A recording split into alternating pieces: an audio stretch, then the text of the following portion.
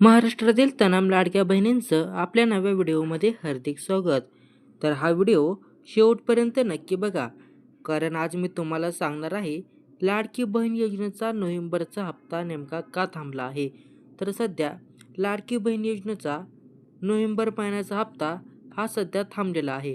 तर तो का थांबलेला आहे, हा बँकेत कधी जमा होणार, ही संपूर्ण बातमी आजच्या व्हिडिओत जाणून घेऊया आपण.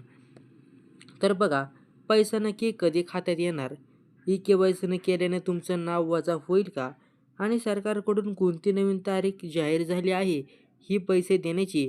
तर बघा, संपूर्ण बातमी बघूया. भाग पहिला, हा हप्ता उशीर का होतोय. महाराष्ट्रातील लाडको बहिणींसाठी महिन्याला मिळणारे 1500 रुपये म्हणजे मोठा दिलासा.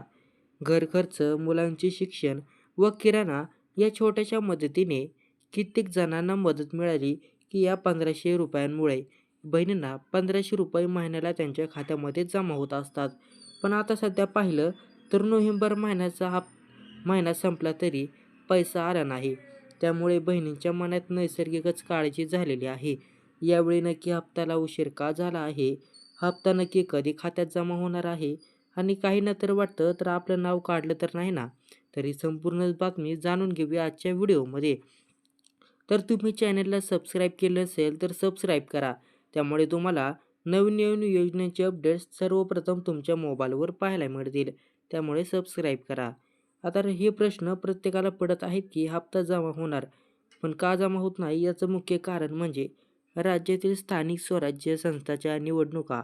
ह्या राज्यातील 246 नगर परिषदा आणि 42 नगरपंचायती यांचे मतदान 2 डिसेंबरला होणार आहे आणि मतमोजणी 3 डिसेंबरला होणार आहे.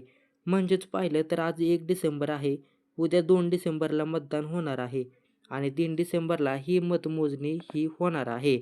त्यामुळे निवडणूक लागली की काय होतं, आचारसंहिता होते, सरकारी पैसे, लाभ, निधी वितरण हे तात्पुरते थांबवले जाते. म्हणूनच या महिन्याचा हप्ता सरकारी खात्यामध्ये रोखला गेला आहे. त्यामुळे देखील नोव्हेंबरचा हप्ता येण्यात आपल्याला विलंब पाहायला मिळत आहे. आता भाग 2, पैसा कधी खात्यात जमा होणार. सर्वात महत्त्वाचा भाग आहे बघा. अधिकृत सूत्रांकडून मिळालेल्या माहितीनुसारच 3 डिसेंबरला ह्या निवडणुका संपत आहेत आणि 3 डिसेंबरला निकाल हा लागत आहे.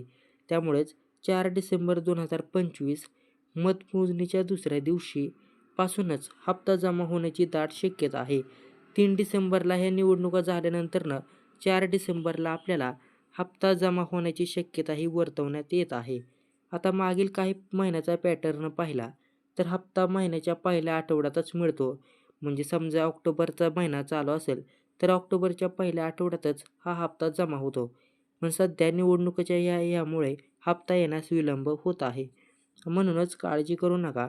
थोडा उशीर आहे पण हा पैसा मिळणारच आहे. आता भाग 3, के-वाय-सी नसेल तर हप्ता थांबेल. सरकारने ई-के-वाय-सी अनिवार्य केले गेले आहे. कारण योजनेत पारदर्शकता यावी, खोटं नाव टाळावं आणि खऱ्या लाभार्थींनाच पैसा वेळेवर मिळावा, यासाठी सरकारने ही के-वाय-सी करण्यात आलेली आहे. तरी काही लाडक्या बहिणींनी के-वाय-सी अद्याप केलेलं नाही. ज्यांनी के-वाय-सी केलं नसेल त्यांना हप्ता मिळणार नाही याची खबरदारी घ्यावी, म्हणून के-वाय-सी करणं गरजेचं आहे. आता महत्त्वाच्या तारखा. ई-के-वाय-सी सुरू झाली होती 18 सप्टेंबरला. या तारखेला के-वाय-सी सुरू झाली आणि सुरुवातीची मुदत ही 2 महिने देण्यात आली होती. 18 सप्टेंबरला चालू के-वाय-सी देण्यात आली होती आणि 2 महिने ही मुदत देण्यात आली. आता नवीन अंतिम तारीख सरकारने 31 डिसेंबर देण्यात आलेली आहे. आता या वेळामध्ये के-वाय-सी न केल्यास तुमचा हप्ता थांबवला देखील जाऊ शकतो. म्हणूनच अजूनही वेळ गेलेला नाही, पण उशीर करू नका. आता ई-के-वाय-सी कुठे करायचं? लाडकी बहीण महाराष्ट्र.gov.in या अधिकृत वेबसाईटवर भेट देऊन तुम्ही के-वाय-सी करू शकता. मंत्री अदिती तटकरे यांनी ही सर्व महिलांना ही प्रक्रिया लवकरात लवकर करण्याचं आवाहन देखील करण्यात आलं आहे. आता भाग 4, इतकी सोपी झाली के-वाय-सी. अनेक महिलांना ही प्रक्रिया काही मिनिटातच पूर्ण केली गेली आहे. कारण की आधी के-वाय-सी करताना अधिक अडचणी येत होत्या. त्यामुळे के-वाय-सी करण्यात अडचण येत होती. पण आता के-वाय-सीची प्रक्रिया ही सुलभ करण्यात आली आहे. त्यामुळे के-वाय-सी करण्यात आता कोणतीही अडचण येत नाही. आता बघा, तुम्हाला फक्त आधार नंबर, ओ-टी-पी आणि बेसिक काही तपशील असेल त्या टाकायचे आहेत आणि इथं तुमची KYC ही होत आहे. त्यामुळे KYC करणं गरजेचं आहे. आता कनेक्शन स्लो असले तरी गावातील कोणत्याही CSC केंद्रात 5 ते 7 मिनिटातच तुम्ही KYC पूर्ण करू शकता. बहिणींनो, हप्ता थांबलेला नाही, पण नक्की येणार आहे.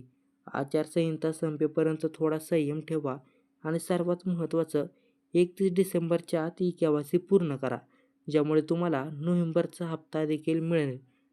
जर हा व्हिडिओ माहितीपूर्ण वाटला असेल तर व्हिडिओला एक लाईक करा, इतर बहिणींना हा व्हिडिओ शेअर करा आणि आपल्या अशाच अपडेट्ससाठी चॅनलला सबस्क्राईब अवश्य करा. तर भेटू पुन्हा एका नव्या व्हिडिओमध्ये. तोपर्यंत धन्यवाद.